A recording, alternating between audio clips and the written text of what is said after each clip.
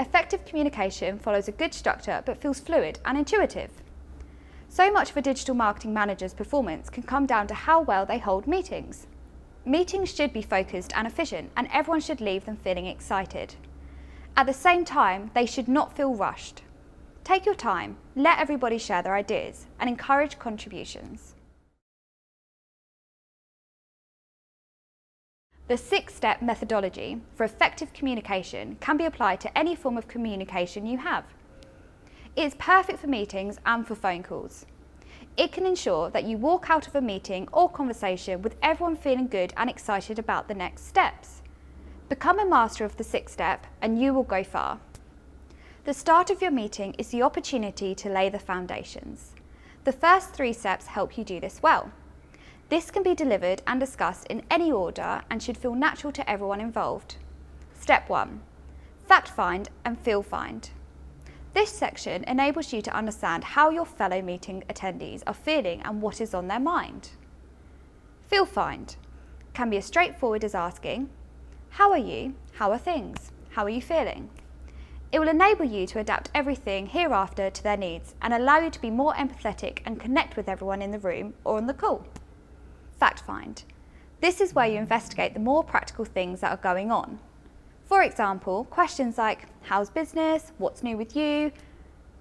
This is always really illuminating and will enable you to gauge what is important to those you're meeting with. Step 2. Positioning. Positioning is making sure that everyone is on the same page for the meeting. For example, this could be, "How long have we got? I'm expecting a call that I need to take," etc., etc. Step 3. Global and specific agenda. There are 2 parts to agreeing on an agenda. Covering both is important because it frames everything, allowing everyone to start from the same point. The global agenda is the answer to the question, why are we having this meeting? Think global to start with. Outline the topic of the meeting and the general goals you wish to accomplish. The specific agenda can be reached by asking questions such as, "What would you like to get out from our time today?" Your specific agenda is a more granular breakdown of the specific thoughts, introducing the structure of the meeting and the areas you wish to cover. Take your time and encourage everyone to contribute to this. Step 4. Presentation. Following the introduction, this is the body of your meeting. This is where you present anything you prepared in advance, statistics, ideas, questions, and suggestions. It's the meat of the meeting, where decisions are thought through and actions discussed. This is obviously a hugely important part of the meeting and should take up the vast majority of the time. Interlude step. STFU, also known as shut the f*** up. We have an unofficial interlude after step 4 that we unsubtly call shut the f*** up stage, or the count to 10 method.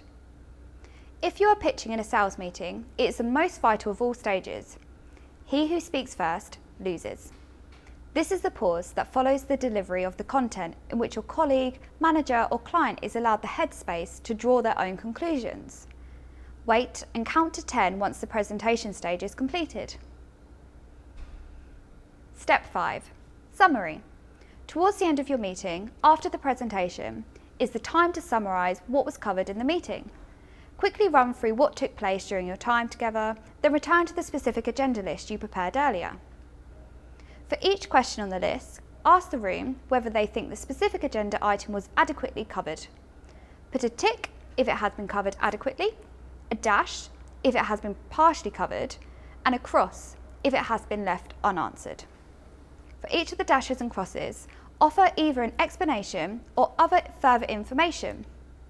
Answer the dashes and some of the crosses if you can. Don't leave anything unanswered.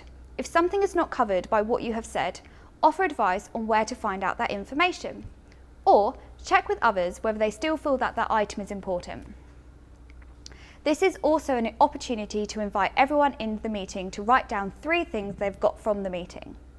This really helps people reflect on their experience and see the positive outcomes of the meeting. Step 6. Next steps. The final stage is to define the next steps. Ask, what are the next steps? This is a point where you capture the action points and agree who is responsible for completing what and by when.